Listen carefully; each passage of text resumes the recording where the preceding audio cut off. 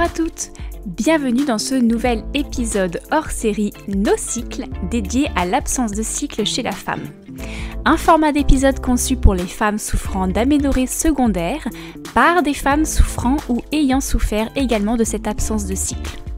Moi-même, j'ai connu une période de no-cycle qui a duré beaucoup trop longtemps, près de 10 années masquée en partie par la prise de la pilule contraceptive. Je sais donc à quel point 50% du chemin au moins de la guérison se fait grâce au soutien que l'on trouve au travers des témoignages de personnes comprenant notre situation. J'espère que tu trouveras le soutien et les réponses à certaines de tes questions ou encore que l'écoute de ces épisodes déclencheront certains déclics en toi, te permettant de retrouver le chemin de ton cycle féminin. Et si tu souhaites contribuer à ce projet collaboratif en apportant ton témoignage à ton tour, n'hésite pas à me contacter par email à l'adresse suivante alexandraportail@hygienedevie.fr ou encore via la page contact de mon site internet www.hygienedevie.fr avec le chiffre 2. Merci à toi par avance et très belle écoute! Bonjour à tous, ou peut-être devrais-je plutôt dire bonjour à toutes, puisque je pense que les personnes qui m'écouteront seront exclusivement des femmes. Comme vous vous en doutez, aujourd'hui, si vous m'avez dans vos oreilles, c'est que je viens témoigner moi aussi, comme beaucoup d'autres femmes l'ont fait sur ce podcast avant moi, d'une aménorrhée hypothalamique secondaire que j'ai vécue et qui a duré 2 ans et demi pour moi. Et je viens de me rendre compte que j'ai oublié de commencer par l'essentiel, c'est-à-dire me présenter. Je m'appelle Nathalie, j'ai 27 ans et je vais vous raconter mon histoire. Donc je vais vous expliquer comment tout ça a commencé, les causes de cette aménorrhée, pourquoi ça a duré aussi longtemps, donc plus de 2 ans et demi, et comment j'ai réussi potentiellement à en sortir. Sachant qu'il y a tellement de paramètres à prendre en compte que c'est dur de pointer du doigt ce qui m'a aidé vraiment à retrouver mes règles. En tout cas, je suis très heureuse d'avoir un retour de cycle. Il faut quand même savoir que j'en suis qu'à mon premier depuis 2 ans et demi et que j'essaye de pas trop m'exciter non plus parce que il faut que ce soit au moins pendant 3 mois consécutifs pour se considérer sortie réellement de l'aménorrhée. Mais voilà, je pense que je suis quand même en bon chemin. Et en tout cas, j'avais très hâte de témoigner dans ce podcast, sachant que j'hésitais même à le faire avant de retrouver mon cycle, parce que j'observais quelques changements et je me disais que ouais, vraiment, elles pouvaient arriver incessamment sous peu, même si au final, quand elles sont réellement réapparues, j'avoue que ça m'a fait bizarre. Mais voilà, j'étais très contente. Donc retournons en été 2022. C'était au courant du mois de mai. J'ai eu une superbe idée de perdre du poids. Comme beaucoup d'autres personnes, j'ai l'impression que c'est une des principales causes d'aménorrhée. En tout cas quand c'est mal amené. Donc il faut savoir que c'est pas la première fois que j'avais envie de maigrir et que j'avais déjà souffert d'une aménorrhée par le passé. Je pense très sincèrement que je n'étais même pas majeure à l'époque, donc c'était il y a plus de 10 ans, puisque j'ai 27 ans, et donc il y a plus de 10 ans, j'avais voulu perdre du poids, et j'avais perdu mes règles, mais ça avait duré beaucoup moins longtemps, parce que j'avais abandonné beaucoup plus vite que actuellement. J'avais pas du tout fait ça de la même façon. À l'époque, donc j'étais jeune, et je me sous-alimentais pour perdre du poids. Je mangeais, je pense, 700 calories à tout casser par jour, sachant que c'est beaucoup trop peu. Ne faites pas ça, ne faites surtout pas ça. Et ça avait déclenché une aménorrhée, mais à l'époque j'étais très jeune, je me rendais pas trop compte, j'étais contente de pas avoir de règles et je m'en souciais pas. Et puis de toute façon, à un moment j'ai craqué, donc j'avais recommencé à manger normalement, donc j'avais repris du poids, j'avais fait un effet yo-yo comme on dit. J'avais perdu, 4 kilos, j'en avais repris le double, même peut-être plus. Et cette aménorrhée à l'époque avait duré, je pense, à peu près 6 mois. Pas plus de 6 mois, donc certes c'est une moitié d'année, mais entre ça et 2 ans et demi, je pense qu'il y a quand même une grande différence. Donc là, je m'étais repenchée sur l'envie de perdre du poids et j'avais découvert ou entendu parler plutôt d'une influenceuse fitness Et donc j'ai écumé sa chaîne YouTube pour regarder toutes ses vidéos perte de poids, comment on fait, comment ça fonctionne, etc. Et après avoir regardé toutes ces vidéos, je me suis dit mais ça y est, j'ai compris pourquoi à l'époque j'avais raté cette perte de poids. Donc c'était notamment parce que je me sous-alimentais et que j'étais en dessous de ce qu'on appelle le métabolisme basal. Et en plus, c'est conseillé que quand on perd du poids, on fasse du renforcement musculaire, donc du fitness entre autres, pour perdre du gras et non du muscle, et ne pas se retrouver dans un corps tout flagada. Voilà, et elle parlait notamment de la reverse diet, qui consiste à remonter progressivement ses calories jusqu'à atteindre ce qu'on est censé consommer quotidiennement, parce que je pensais être dans ce cas-là. C'est vrai que j'étais pas quelqu'un qui mangeait beaucoup, j'avais peu d'appétit, et du coup je pensais que je mangeais pas assez et que c'est pour ça aussi que ça bloquait et que je perdais pas du poids et que...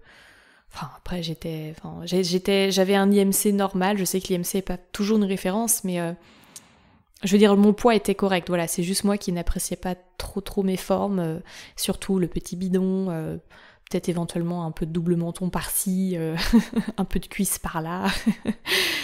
Et du coup, j'ai suivi ces conseils, donc de remonter progressivement... Enfin, non, plutôt de juger déjà ce que je mangeais. Donc c'est là que j'ai commencé à compter mes calories. Et je crois que je consommais pour à peu près 1800 calories. Et il fallait regarder si son poids bougeait ou pas. Ce que j'ai fait, et au final, mon poids ne bougeait pas. Donc je me suis dit... pour moi, j'avais pas l'impression qu'il fallait que je mange plus, donc je n'ai pas mangé plus. Par contre, j'ai entamé donc un programme de fitness, en m'abonnant à une application. Et c'est vrai que dès la première semaine, j'ai commencé ça a déclenché une perte de poids. Et c'était très bien pendant donc tout l'été. En fait, je crois que j'ai commencé début juin. Début juin jusqu'à fin août, du coup, tout l'été, c'était très bien. Je faisais mes programmes. Forcément, reprise de sport, au début, c'était assez intense, mais voilà. Et tout se passait très bien. Je perdais du poids lentement, mais sûrement. Et c'est à partir de septembre que je pense que ça a dérapé. Donc j'ai eu des vacances en septembre, 3 semaines, et j'ai invité des amis à la maison. Et donc forcément, qui dit profiter d'être avec des personnes, et surtout en été ou fin de saison, arrière-saison comme le mois de septembre, on a bien mangé, on a fait des sortes de petits apéros, et j'étais entre le contrôle, parce que j'essayais de compter mes calories, mais il me semble que je le faisais plus ou moins, c'était très vague, très aléatoire.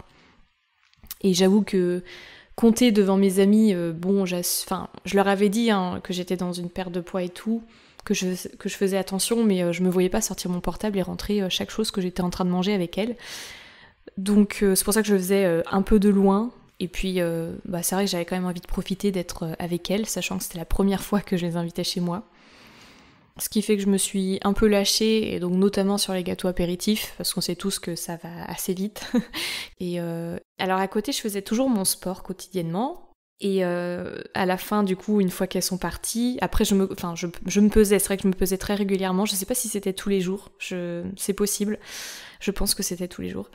Et j'ai bien vu que j'avais repris le poids que j'avais perdu, donc 1 ou 2 kilos, je pense que c'était sans doute plus 2 kilos quand même. Et donc forcément, dans ma tête, je me suis dit, mince, faut que je repère tout ça. Donc après, disons que j'étais sortie de ces vacances et j'ai retrouvé un peu le quotidien normal où je mange normalement et je mange pas des gâteaux apéro tous les jours, quoi. Donc forcément, j'ai reperdu du poids. Sauf que je pense que c'est à ce moment-là, ou en tout cas on n'en est pas loin, où j'ai commencé, l'erreur que j'ai faite, c'est le toujours plus. Toujours plus, donc c'est-à-dire toujours plus de sport et d'intensité, toujours plus de marche aussi, parce que alors je sortais mon chien, avant de commencer tout ça, je sortais mon chien de 30 minutes par jour, le soir en rentrant du boulot quand je travaillais, quoi, sinon le reste, le week-end je faisais quand je voulais. Et du coup j'ai commencé pareil à entendre l'histoire des 10 000 pas par jour, et 10 000 pas ça fait à peu près 1h30. Donc je sortais le chien 1h30 en plus de mon sport. Et c'est vrai que je faisais des bonnes journées au travail, donc j'étais en 38 heures et j'avais une pause du midi de 1h45.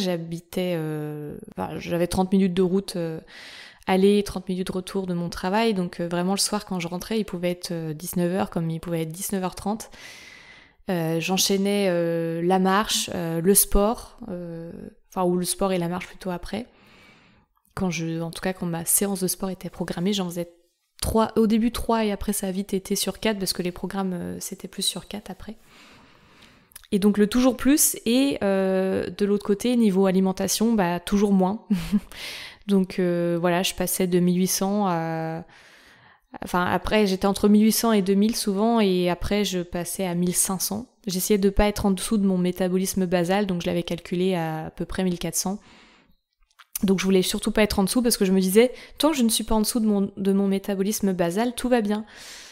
Sauf que a priori non.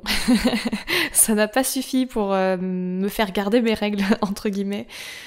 Donc voilà, vraiment cette grosse erreur. Et puis après, je pense qu'il y a le fait de voir que son poids descend, plus le contrôle régulier de se peser, le contrôle de la nourriture avec le comptage des calories. Enfin voilà, c'est la charge mentale qui s'est installée, le contrôle, le toujours plus, et qui au bout d'un moment, forcément, ça fait péter les câbles. Donc voilà, fin septembre, j'avais repris le boulot, et en gros, en novembre, là où j'attendais mes règles, je les avais eues en octobre aussi, au septembre-octobre, en novembre, je les attendais, elles sont pas arrivées, je me suis dit c'est bizarre, elles ont du retard, et puis forcément les semaines sont passées, les mois sont passés, les années sont passées, elles n'étaient pas là, voilà. Et alors au début, ma première réflexion c'était justement, j'y repensé à l'époque, il y a plus de 10 ans où je les avais perdues, je me suis dit c'est pas grave, une fois que j'aurai perdu du poids, je pense qu'elles reviendront parce que mon poids se sera stabilisé et mon corps comprendra que je suis pas en perte de poids et qu'il n'y a pas de danger en fait. Mais j'avais pas compris vraiment que mon corps était entré en mode survie, puisque je pense vraiment que c'est le fait que le corps rentre en mode survie qui déclenche cette aménorrhée. Et donc pour moi j'étais vraiment le truc au-dessus du métabolisme basal, tout va bien. Donc voilà, je m'enfermais un peu dans ce mensonge. Et un autre événement marquant pour moi que je peux citer, mais ça c'est une petite aparté, en janvier 2023, donc là on était en 2022, en janvier 2023 j'ai attrapé le Covid pour la 2e fois, et pour le coup ça m'a provoqué une agueusie et une anosmie, donc perte de goût et d'odorat. Et donc en plus c'était au travail et il n'y a que moi parmi mes collègues qui l'a eu. C'était un salon et j'en suis jamais sortie en fait de cette anosmie et agueusie, donc ça n'a pas aidé non plus, hein. On y viendra après, mais pour tout ce qui est alimentation, le fait de pas ressentir les choses comme avant et juste de pas ressentir ce qu'on mange, c'est horrible. Et voilà, ça a pas aidé. Et je pense que forcément je l'ai notamment attrapé parce que mon système immunitaire était affaibli et je m'en rendais pas compte. Plus tard, c'est vrai que j'ai remarqué, notamment en entendant des podcasts ou autres aussi d'ailleurs, que mes ongles, on voyait qu'ils étaient en mauvais état. Je saurais plus vous dire, mais je voyais bien qu'ils étaient pas normaux. Je pense aussi que peut-être je perdais un peu plus de cheveux aussi que d'habitude. Enfin bref, tout un tas de symptômes de toute manière qui montraient que j'étais pas dans un état normal. Et là, je me souviens donc que j'ai eu... alors c'est un peu un autodiagnostic parce que une médecin que j'avais vue n'avait rien trouvé de spécial. J'ai eu une sorte d'inflammation dans les mollets, donc à l'arrière de la jambe. Et ça a duré, je pense que ça a duré 6 bons mois aussi, parce que ça a débuté début printemps et ça a fini à la rentrée à peu près, un peu après septembre. Et j'avais mal et du coup j'ai même dû arrêter de marcher, donc la catastrophe forcément, c'est on m'enlève quelque chose qui m'aidait à maintenir un déficit selon moi décent pour perdre bien et un peu trop vite du coup pour le coup. Et à côté de ça, c'est là qu'ont commencé les craquages, notamment alimentaires, hein. Et à la place de marcher, du coup, j'avais trouvé de faire du vélo. Quelle bonne idée. Et quelque chose que je me souviens aussi, parce que c'était un peu la première sonnette d'alarme après le fait d'avoir mal au mollet, c'est qu'une nuit, là je saurais plus du tout la situer dans le temps, mais une nuit je me suis réveillée et j'avais comme des fourmillements dans les mollets justement, mais C'était pas des fourmillements, mais ça y ressemblait et c'était très désagréable. Et vraiment, limite, fourmillement et un peu de sueur, c'était très très bizarre. Et dans ma tête, je crois vraiment qu'il y avait plein de choses qui se bousculaient et que je me posais plein de questions. Je me disais, mince, je sais pas, je pensais à mes règles tout d'un coup. Enfin bref, c'était vraiment bizarre. Et quand je me suis réveillée le matin, j'étais mais totalement épuisée. Vraiment, je me souviens m'être assise dans un coin du garage. Il me semble que j'allais faire une séance de sport. Sauf que je me sentais vraiment complètement vidée, complètement éteinte. Et je me disais, est-ce que je vais vraiment aller faire ma séance de sport alors que je me sens pas bien? Alors je sais plus du tout si je l'ai faite ou pas, mais bon, je me rappelle de ce moment précis. Et c'est à ce moment-là que j'ai cherché sur internet aménorrhée. Et c'est comme ça que je suis tombée sur le site internet d'Alexandra Portail, Hygiène de vie. Et j'ai lu les articles, puisqu'elle en a plusieurs qui parlent de l'aménorrhée, et je suis rapidement tombée sur son podcast et les récits NoCycle. Donc voilà, j'ai commencé à regarder tout ça. Ça a été une première prise de conscience, un premier déclic, mais malheureusement c'était pas assez fort pour... Pourtant j'avais vraiment passé une mauvaise nuit. Mais vraiment ça, je sais pas, ça a été un déclic, mais je crois que dans ma tête j'étais encore pas prête à tout lâcher. Enfin en tout cas de me mettre sur le chemin de retrouver mes règles. Et voilà, et pendant de début du printemps jusqu'à fin l'été, j'étais toujours aussi à fond. Et j'avais toujours mal au mollet, et c'est seulement fin du mois d'août que j'ai été voir un docteur en me disant bon, vraiment faut que je fasse quelque chose parce que c'est terrible. Surtout que j'aime plus marcher que faire du vélo, même si j'ai réappris à aimer le vélo à cette période-là.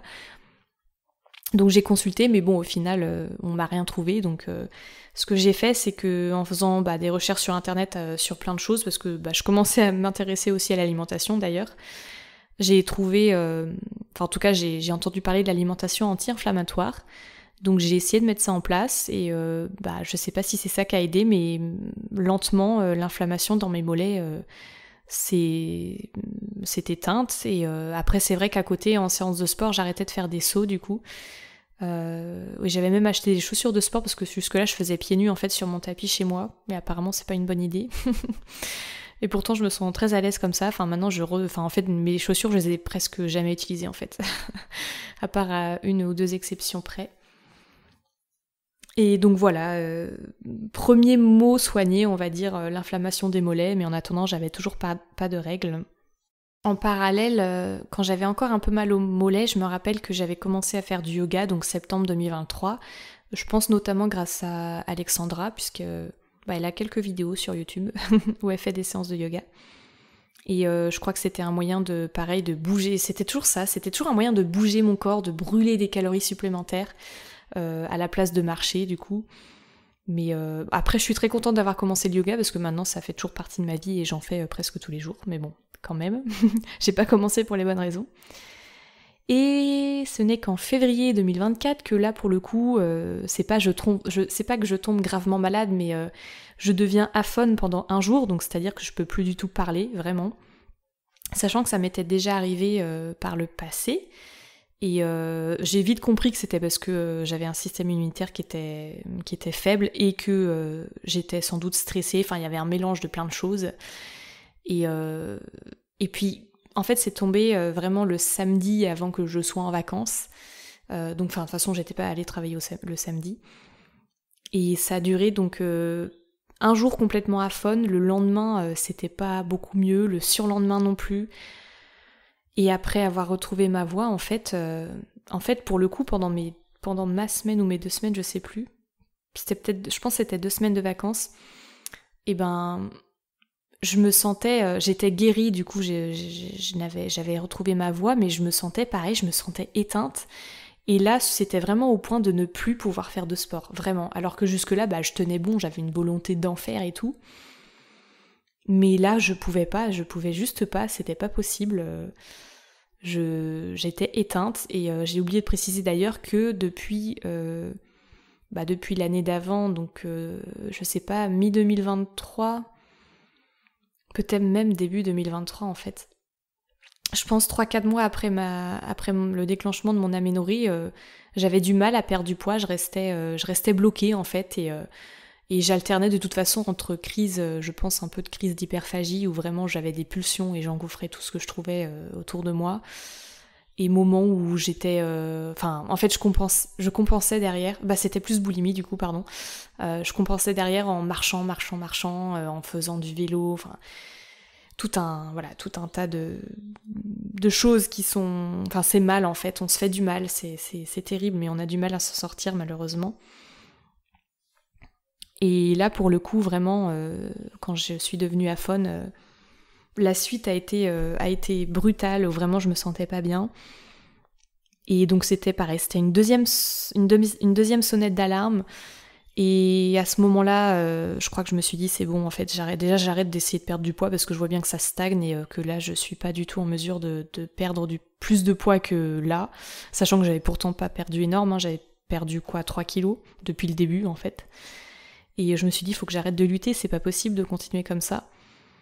Et donc j'ai fait une prise de sang en septembre 2024 pour contrôler un peu tout. Je me disais...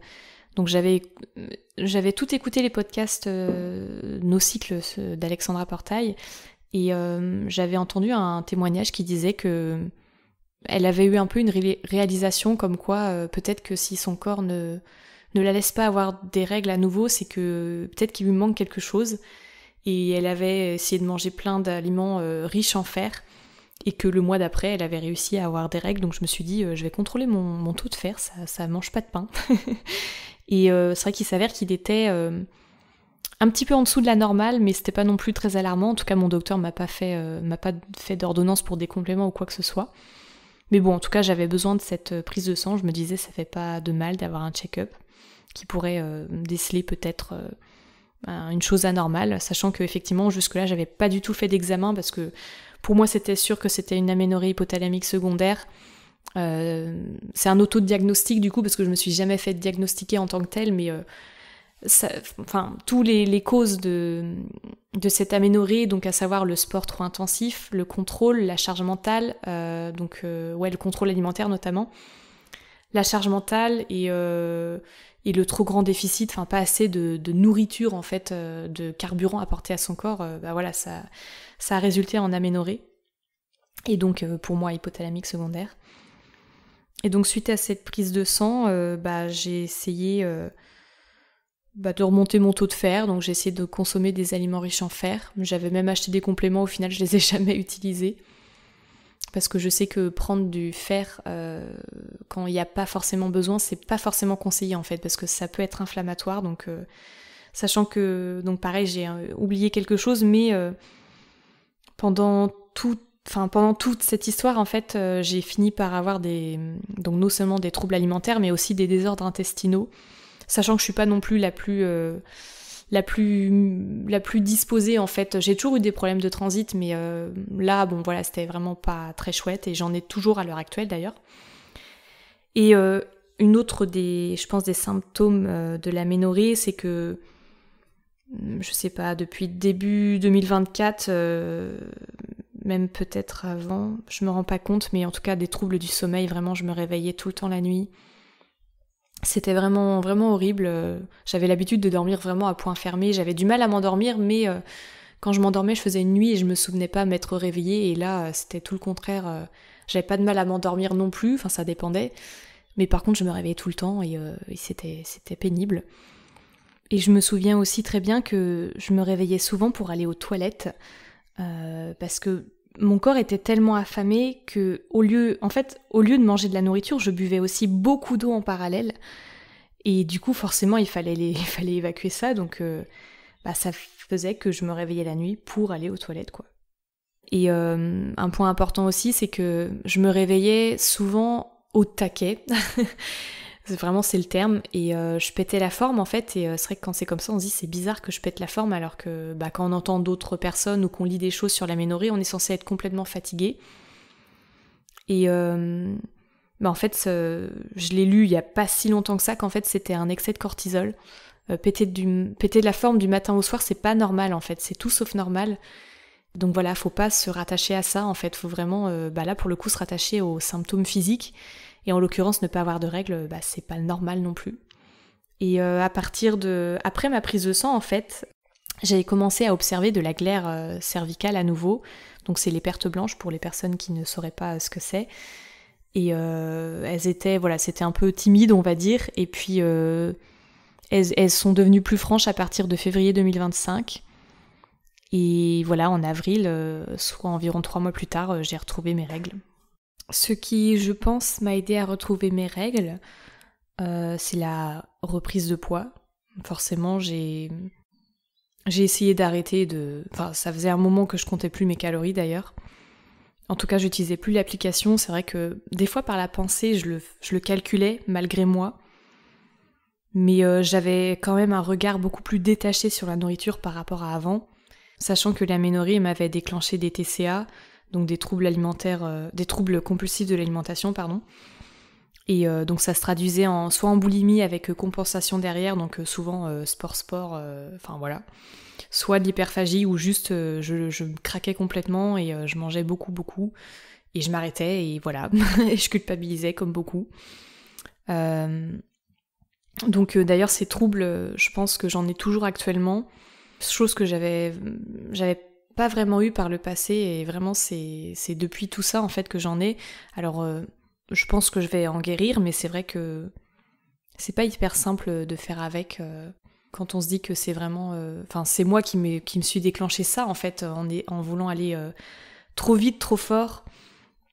Le problème principal en fait que j'ai trouvé, c'est que souvent quand je commence quelque chose, j'y mets tellement de volonté et je veux trop bien faire, sauf que je vais trop vite.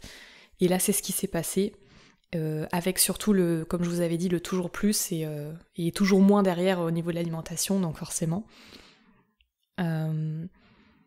Et donc pour en revenir aux causes de cette levée de l'aménorrhée, donc la prise de poids, donc en fait j'ai refait un effet yo-yo, j'ai pris le double de ce que j'avais perdu. J'en avais plus ou moins fini avec les troubles alimentaires, en tout cas c'était beaucoup moins présent. J'essayais d'analyser un potentiel cycle en fait pour essayer de savoir, d'adapter notamment ma pratique sportive en fonction des phases et d'y aller un peu moins fort les moments où il faut justement se ménager. D'ailleurs du coup ça me fait penser que j'ai pas soulevé ce point-là, mais j'ai jamais arrêté le sport pour retrouver mes règles en fait, et je vais en reparler encore un tout petit peu après, mais je trouve ça important de le dire parce que il y a notamment la méthode All-in que vous avez peut-être déjà entendu parler, mais je vais juste y revenir dans 1 minute. Je continue dans les causes potentielles qui m'ont fait retrouver mes règles, donc il y a tout ça, et il y a aussi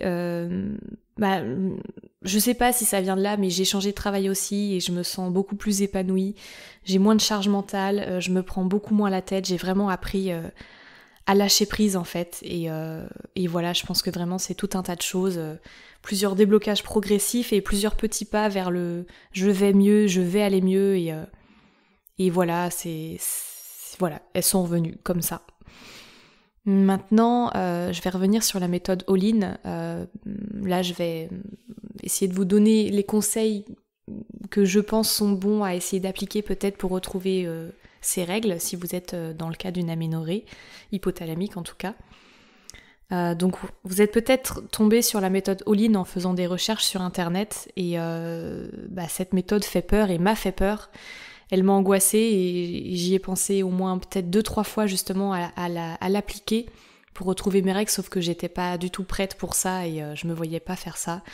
Donc la méthode All-in, qu'est-ce que c'est ? C'est, pour faire brève, c'est donc sortir au plus vite de cet état d'aménorrhée en apportant à nouveau des ressources nécessaires pour le fonctionnement de son corps, et donc notamment en mangeant plus de 2000 voire même 2200 calories par jour, combiné avec un arrêt total du sport, éventuellement juste faire un peu de marche, mais en tout cas pas de renforcement musculaire, pas de vélo, pas de rien, et surtout pas de cardio. Et c'est vrai que pour le coup, j'ai pas arrêté le sport, mais je faisais plus de cardio. J'essayais que mon cœur ne battait pas trop vite.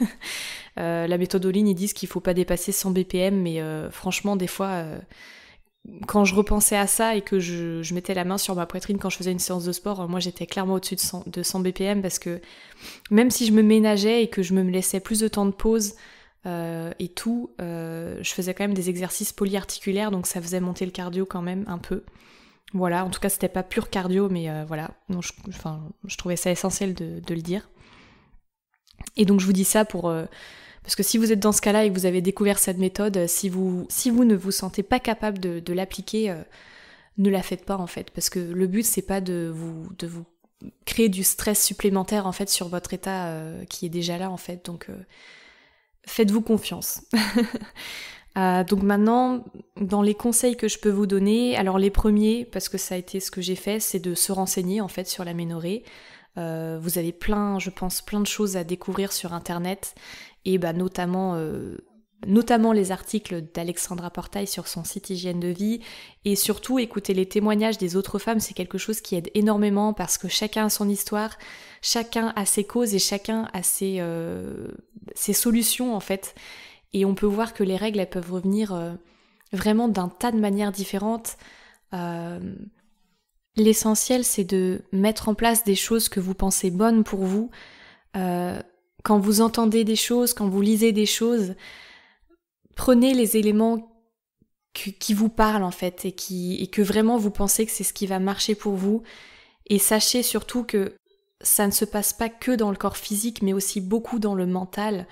Il y a moi en tout cas ce que j'ai constaté, c'est que j'ai vraiment eu plusieurs niveaux de lâcher prise. Comme je vous ai dit, j'ai eu la première sonnette d'alarme, mais il m'en a fallu une deuxième et puis peut-être une troisième et vraiment tout un tas de déblocages progressifs. Et à force d'entendre des choses et d'essayer d'appliquer des choses à moi-même, c'est comme ça que ça a marché en fait. Et si je devais vous donner d'autres conseils, c'est que bien sûr vous n'êtes pas seul. Vous avez d'autres femmes qui sont passées par là avant vous, et vous avez d'autres femmes aussi qui passeront par là après vous, et peut-être que vous aussi vous témoignerez dans ce podcast ce que je vous souhaite si ça vous tient à cœur. Et le fait d'en parler pendant l'aménorrhée ou après, ça aide, et c'est là que j'en viens au fait d'en parler autour de vous, de trouver le soutien qui vous aidera justement à vous sentir peut-être mieux dans cette condition dans laquelle vous êtes peut-être bloqué. Et voilà, trouvez les bonnes personnes avec qui vous entourer. Même si c'est dur, faites confiance à votre corps parce que lui sait, lui sait comment guérir. Donc là, j'entends notamment le fait d'essayer de s'écouter un peu plus et de savoir se ménager quand vous sentez que vous êtes un peu plus fatigué. Essayez d'être moins dans le contrôle si jamais vous l'êtes encore. Essayez de vous détacher de la nourriture.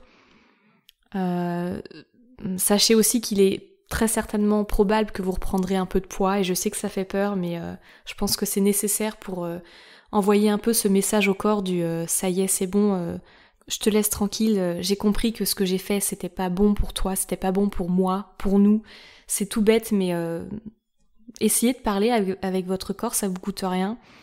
Parce que le corps et le mental sont liés. Plus vous aurez des mots doux, j'ai envie de dire, à votre égard, et plus ce sera déjà meilleur en fait pour votre relation avec vous-même. J'ai envie de rajouter aussi, essayez d'avoir un sport peut-être un peu plus doux, et je vous conseillerais notamment d'arrêter le cardio, mais pas forcément d'arrêter totalement le sport. Prendre des notes, c'est plutôt bien aussi sur ses ressentis, comment on se sent à la fois physiquement et mentalement, et je pense que ça peut faire partie du processus de lâcher prise et de se rendre compte de certaines choses qu'on n'avait alors pas exprimées jusqu'à présent. Et je pense que ça aide à prendre du recul aussi. Ça peut peut-être aider à avoir des déclics. Faites votre propre liste aussi de comment retrouver vos règles, donc ça fait un peu partie de ce que je disais au début. Prenez les éléments que vous pensez bons et qui marcheront pour vous. Et j'ai aussi envie de dire que selon la situation dans laquelle vous êtes actuellement, parce que moi je suis passée par là, je sais que c'est plus ou moins normal d'avoir des pulsions alimentaires, car votre corps il est en mode survie, il est affamé, enfin en tout cas vous l'avez affamé pendant un moment. C'est normal d'être obsédé par la nourriture et de pouvoir s'engouffrer un paquet entier de biscuits, même si c'est quelque chose que vous aviez jamais fait par le passé. Donc pour le coup, c'est mon cas. C'est normal d'avoir peur, c'est normal d'être désemparé, c'est normal et vraiment, ça va aller mieux. Je sais que peut-être vous y croyez pas maintenant, mais ça va aller mieux et vous aussi, vous allez les retrouver. Et pour finir, avant de terminer cette histoire déjà bien trop longue, je vais rapidement vous parler de mon rapport à mon corps aujourd'hui et à mon cycle, parce que forcément j'en suis pas sortie indemne, j'ai envie de dire. J'aimerais rappeler déjà que tout ce qui nous arrive pour une raison. Rien n'arrive par hasard, en tout cas moi c'est ce en quoi je crois, vous avez le droit de croire différemment. Et je pense que si j'ai souffert d'une aménorrhée pour la 2e fois dans ma vie, c'est pas pour rien. Je pense qu'on essaye de me dire quelque chose. Et donc pour en revenir à moi et mon corps, alors forcément, aujourd'hui c'est peut-être un peu dur parce que comme je vous ai dit, j'ai repris du poids. Et forcément j'ai repris plus que ce que je n'avais de base, alors que du coup c'est maintenant que je me dis de base c'était peut-être pas si mal que ça. Pourquoi j'ai fait tout ça? Pourquoi j'ai lutté pendant tout ce temps? Mais je crois que ça m'a quand même aidé à accepter plus mon corps aujourd'hui, surtout que je me rends compte qu'avec l'âge, oui, beaucoup de personnes sont préoccupées par leur image et surtout nous en tant que femmes. Mais plus on grandit, et je pense que plus on arrivera à se détacher peut-être de notre enveloppe corporelle, parce que de toute façon, les signes de la vieillesse apparaissent tôt ou tard, et on peut pas garder un corps jeune éternellement. Voilà, donc je pense que ça va mieux, j'ai moins de mal à me regarder en photo par exemple. Dans le miroir c'est peut-être autre chose, des fois j'ai encore du mal avec mes formes, mais je pense que ça va mieux. J'ai vraiment, ce lâcher prise fait encore effet sur moi où je me dis c'est bon, du moment que je respire c'est quand même déjà pas mal. Et j'ai réappris à écouter mon corps, ses sensations, j'ai réappris à manger sans me prendre la tête, sans compter quoi que ce soit, donc là je parle en termes de calories. Pareil pour mes séances de sport, si j'en fais pas une, c'est pas la mort, parce qu'avant c'est vrai que c'était un vrai stress aussi quand je devais, je sais pas moi, partir en voyage ou autre, dans ma tête c'était mince, je vais pas pouvoir faire mes séances de sport, et c'était une petite angoisse. Maintenant c'est plus le cas et j'en suis très contente. Et il faut pas oublier qu'avoir ses règles c'est une chance en tant que femme. Si vous suivez Alexandra ou vous avez des connaissances en naturopathie ou autre chose dans ce domaine-là, vous savez que l'utérus c'est un organe émonctoire, donc c'est-à-dire qu'il élimine les toxines, et nous en tant que femmes, on est les seuls à avoir cet utérus, les hommes n'en ont pas, et donc les règles c'est fait aussi pour se nettoyer, se purifier, et je trouve que cette image est très belle, et je trouve aussi très belle le fait que notre corps soit fluctuant, et que un peu comme des saisons en fait qui se déroulent et l'une après les autres et se remplacent continuellement, c'est un cycle et c'est beau en fait. Je trouve que quand on se penche sur notre cycle, on a beaucoup de choses à apprendre et on se rend compte de la richesse en fait qu'il contient. Et c'est bien de se dire que on n'a pas besoin de toujours être au top, parce qu'il y a vraiment des moments où notre corps est en difficulté, et c'est justement dans ces moments-là où vraiment il faut savoir se reposer. Je vais terminer là. J'ai fini mon témoignage, et évidemment je tiens à remercier Alexandra pour m'avoir laissé le faire, et pour avoir laissé d'autres femmes le faire également. C'est libérateur et ça m'a beaucoup aidée moi personnellement, et je suis sûre que je ne suis pas la seule dans ce cas-là, je suis sûre que ça a aidé beaucoup d'autres femmes aussi, et c'est bien d'avoir ce soutien, notamment avec ce podcast. Donc voilà, merci et belle journée à tous.